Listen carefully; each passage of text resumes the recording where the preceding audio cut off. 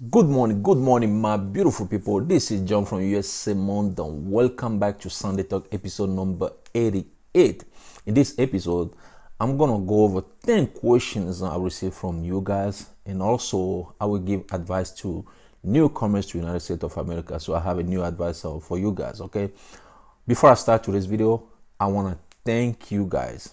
I want to thank all of you because USA Mon just reached 15,000 subscribers. I wanna thank you guys. It cannot happen without you. So all of you guys who send your question, who subscribe, who watch my videos, from the bottom of my heart, I wanna thank you. And the next step is gonna be 20,000 subscribers. I know we can do it. So I also wanna wish you guys happy Sunday. I hope your day is going well as planned. So without wasting time here, guys, let's get started. The first question today will come from Babakar Sadie. Babakar Sadie asked this question. Brother, I want to ask you a question, please. If you in removal, the I-130 been approved and I-485 pending, can I travel if my I-130 is approved with no problem? So basically, the person is asking if you are in removal. Let's say you receive a letter, to leave the country, and at the same time, somebody file an I-130 petition for you. Excuse me, the I-130 petition is approved, but the I-485, which is a green card application, still pending. The person want to know if he can travel without a problem. Well, I know if you are not in removal, I know you can apply for travel document if your green card is pending. Okay, that one I know that for sure. But since you are in removal, I don't know exactly how it's gonna work. So I will recommend you to contact like an immigration lawyer or immigration attorney to get a legal advice before you leave the country, because I don't want you to leave the country and then you're gonna have a problem to come back. Okay, make sure you understand everything. Make sure you get legal advice that it's possible before you do so. Okay, let's move to another question. This one will come from Nima Butia. Nima Butia asked this question. Hi, I love your channel. I have been watching for a long time. I have a question. My parents don't have a birth certificate. What is the replacement for it? Well, thanks for the question. That's a really good question, because a lot of people send me those questions. They want to know what kind of document they can use as a substitute document to replace birth certificate. Well, actually, I replied to this person to contact the USCIS, but one thing you can also do is to contact the agency in your country who is in charge of birth certificate, and then talk to them. I know, old people, back in the day, some of them don't even know the exact day they were born, because there's any record. But if you contact the agency, they will be able to tell you what type of document you can use to replace your parent birth certificate. And then once you receive that document, make sure you translate that document into English, because what's going to happen is, the reason why I'm asking you to contact the agency is because NVC, or like NVC officers, will contact that agency in your country to make sure they have whatever document you send as a replacement of the birth certificate. They're gonna double check that. They're gonna verify everything with your country. Okay, so make sure you get a document from that agency. Let's move to another question, which is gonna be the third question of today's video. This one will come from Lilian Villanueva. Here is the question. Our visa became available last January 2020. My daughter was 19 years old at that time. We paid and submitted all the necessary fees and documents. Status was accepted, but no interview scheduled yet. And my daughter is turning 21 this March. What is going to happen? Is she covered by CSPA? Which is a Charge on Status and Protection Act, something like that. So, well, normally a child in that condition will be covered by the CSPA. But what I'm going to recommend you, because not only that the child will be covered, but the child has to meet certain conditions, I believe, before she can be like in your situation. Your daughter can be covered by the CSPA. So you can contact USCIS to double check exactly what would be the criteria, okay, and the requirement in order for your daughter to be qualified for CSPA. But most of the child who turn 21 before they get a visa to come to United States of America are qualified. Okay, let's move to another question. This one will come from Jasmine Sultana. Jasmine Sultana asked this question. Hi John, I'm Nazin Hassan from Bangladesh. My question is, my F4 immigration is document I qualify, and I got a letter from NVC on August 12, 2020. Now I'm waiting for the interview letter. How long it take time? Well, please, can you tell me? Well, basically, this person want to know how long it will take for NVC to send him interview appointment letter, because his category is F4 category, which is siblings of a U.S. citizen. Okay, so that category, the whole process is a very long process. Okay, it's a very long process. So if you are already documentary qualified, what I'm going to tell you is that it can take a year to 5 years or even 10 years before NVC schedule your interview and send you an appointment letter. So you just have to wait at this point. There is no like a specific date I can tell you that, okay, at this date NVC will send you your interview appointment letter. It doesn't work like that. Okay, so you just have to wait, unfortunately. Let's move to another question here. This one will come from Sabah. So let's say Sabah Anwar Sabah Farim asked this question. I have a question. My husband who have applied for my spouse visa I-130 petition for alien relative case in March 6, 2020. He is a permanent resident of America but not citizen. How long will it take to be approved, and how much over time, all the time will it take from the beginning to NVC and interview? It's been 11 months since my case, but it has not been approved yet. I'm so worried. Can you please tell me? Well, thanks for the question. Usually when a green card holder petition for their spouse, the whole process can take 2 years to 2.5 years. And because of the pandemic, unfortunately, the process is a little bit longer. Okay, but normally it can take 12 months before USCIS approves that case. Okay, and then once the USCIS approves that case, we will move to NVC, and then by the time NVC receives your case to the time they will send you an interview appointment letter, it can take like a month to a year. Okay, a month to a year to do that.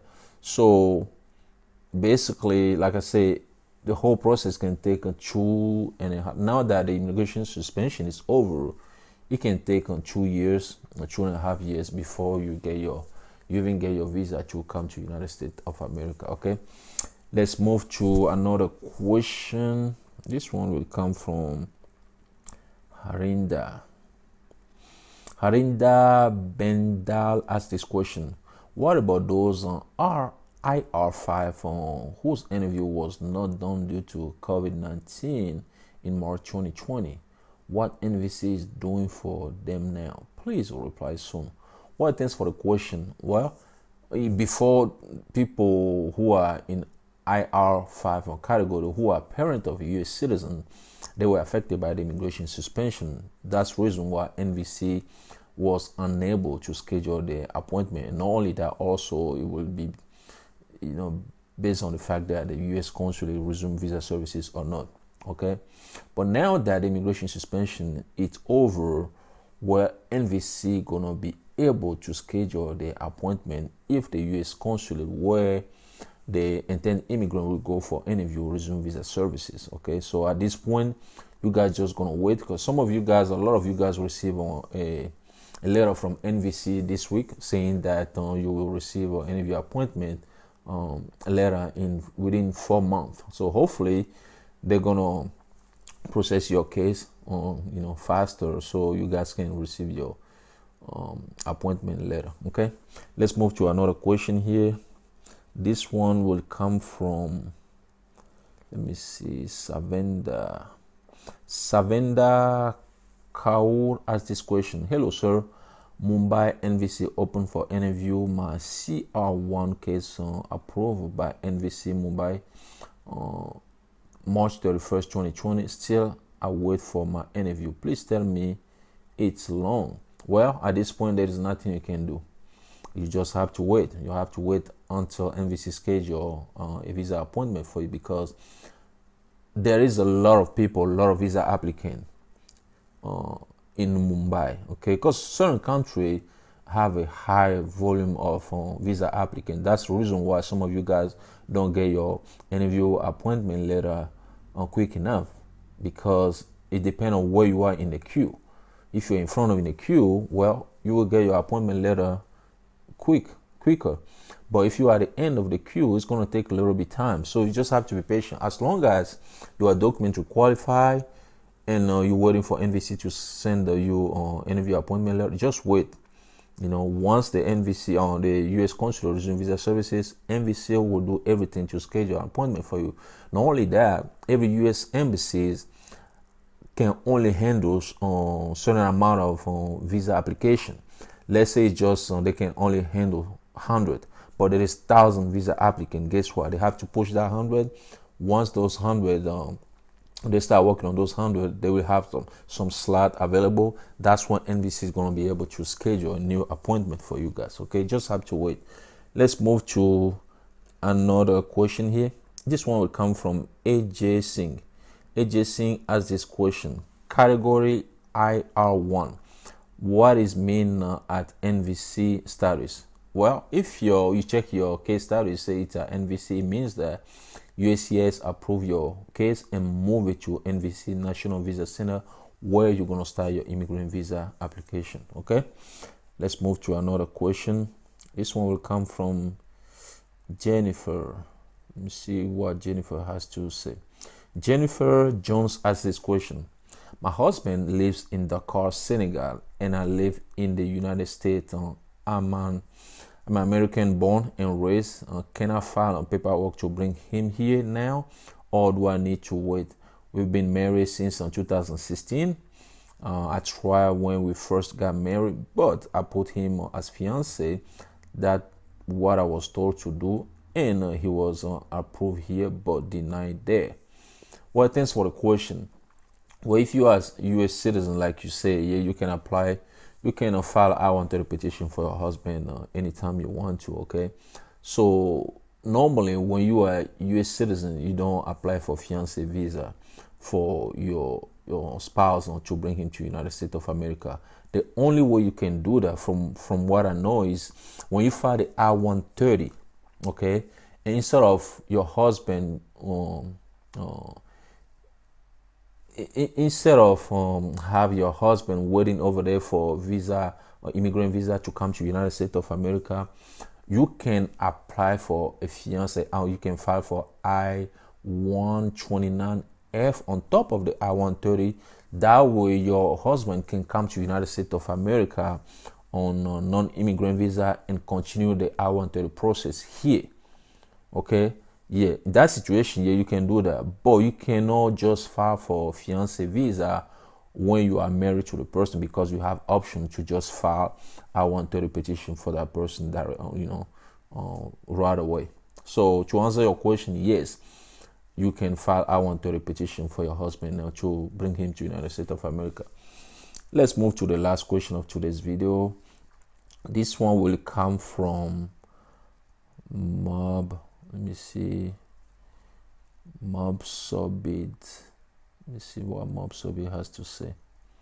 Mob Shoaib asked this question.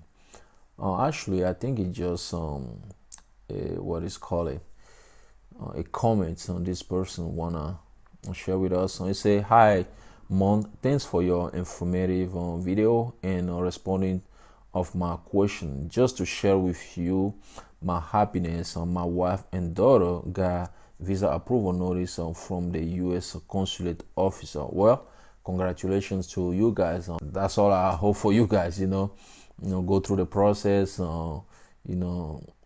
If you go through the process, through all this pain, and your family members, your husband, your children, your wife are able to get an immigrant visa to come, I'm happy for you. Okay, so again, congratulations to all of you. Hopefully they're gonna come to United States of America soon and join you so you can live on your life. So like I said, guys, that was the last question of today's video. Like I said at the beginning of this video, I have a new advice to newcomers to United States of America. My advice for you today is don't let anybody make you feel small. It's not because you just moved to United States of America, you are not a permanent resident yet, you are no US citizens yet, and you're gonna let people treat you like the way they want to treat you. It's not because they are here before you and you're gonna feel like small, because I know exactly what I'm talking about. You are somebody, okay? Who you are is not determined by your visa. Who you are as a person is not determined by your status here in the United States of America, either green card or US citizen. Okay, so even your parent, don't let your parent make you feel small, because you have something very important in you. You have greatness in you. Once again, guys, happy Sunday. Whatever you do today, do it peacefully. If today is your birthday, happy birthday coming from me. Once again, my name is John. Thanks for watching, and I'll talk to you guys in the next video. USA Monde.